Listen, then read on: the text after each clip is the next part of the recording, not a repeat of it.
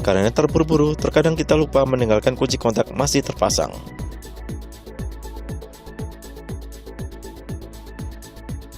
Bila hal ini terjadi, segera matikan mesin motor Anda dengan remote alarm. Cukup tekan tombol unlock. Mesin motor pun akan berhenti. Cara efektif untuk mematikan mesin dengan remote adalah 80 meter.